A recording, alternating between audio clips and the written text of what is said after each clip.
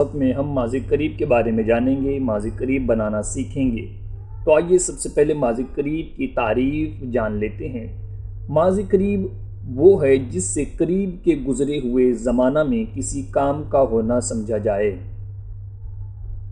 جیسے مثال کے طور پر اس نے پالا ہے، اس نے پالا ہے۔ اس مثال سے ہمیں سمجھ میں آ رہا ہے، لفظ ہے بتا رہا ہے کہ پالنے کا کام ماضی قریب میں ہوا ہے، یعنی کہ پالنے کے کام کو زیادہ دن زیادہ وقت نہیں گزرا ہے، تھوڑا ہی وقت گزرا ہے۔ تو ایسا زمانہ جس کو گزرے ہوئے زیادہ وقت نہ ہوا ہو اور اس زمانے میں کوئی فعل واقع ہو تو اسے ماضی قریب کہیں گے۔ اردو میں ماضی قریب کو پہچاننے کا آسان سا طریقہ یہ ہے کہ جملے کے آخر میں لفظ ہے کا استعمال ہوتا ہے۔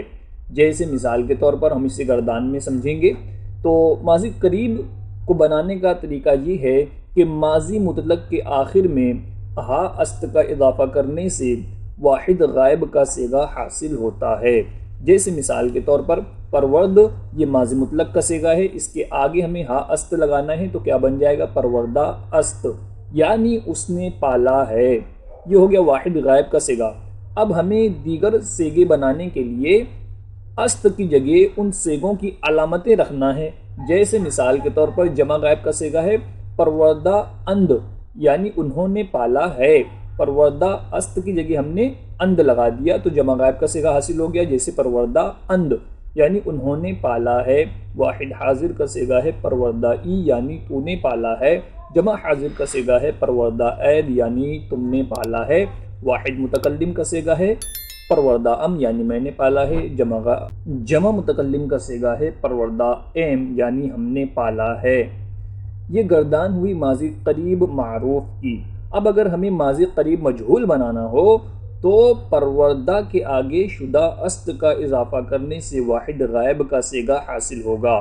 جیسے پروردہ شدہ است، یعنی وہ پالا گیا ہے، تو پروردہ شدہ است یہ واحد غائب کا صیغہ ہے۔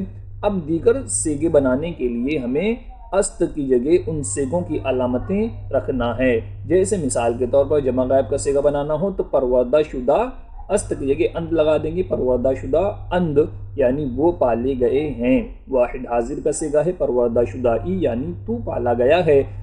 جمع حاضر کا صیغہ ہے پروردہ شدہ اید، یعنی تم پالے گئے ہو۔ واحد متکلم کا صیغہ ہے پروردہ شدہ ام، یعنی میں پالا گیا ہوں۔ جمع متکلم کا صیغہ ہے پروردہ شدہ ایم، یعنی ہم پالے گئے ہیں۔ تو یہ ماضی قریب کا بیان یہاں پر مکمل ہو گیا۔ ہم نے جو گردان ابھی بتائی ہے معروف و مجہول کی، یہ مثبت ہے، یعنی فعل کا اثبات ہو رہا ہے۔ اگر ہمیں منفی بنانا ہو تو ان افعال کے شروع میں، ان صیغوں کے شروع میں ہمیں نون کا اضافہ کر دینا ہے تو یہ تمام گردانیں منفی بن جائیں گی۔ جیسے پروردہ است اس نے پالا ہے، اب مجھے کہنا ہو کہ اس نے نہیں پالا تو کیا کریں گے؟ پرورد کے آگے یعنی شروع میں نون کا اضافہ کر دیں گے، جیسے نہ پروردہ است، یعنی اس نے نہیں پالا ہے۔ اسی طریقے سے آپ دیگر صیغوں کے اندر فعل کے شروع میں نون کا اضافہ کر کے اس فعل کو منفی میں بنا سکتے ہیں۔ امید ہے آپ کو یہ سبق سمجھا ہوگا۔ اب جو مصادر آپ کی اسکرین پر ہیں یا نیچے دیے گئے ہیں انہیں آپ خود سے بنائیے، معروف بھی بنائیے، مجہول بھی بنائیے، مثبت بھی بنائیے اور منفی بھی بنائیے، اور ہو سکے تو کامنٹ کرنا نہ بھولیے، اور چینل کو لازمی سبسکرائب کریں اور اسے آگے شیئر کریں۔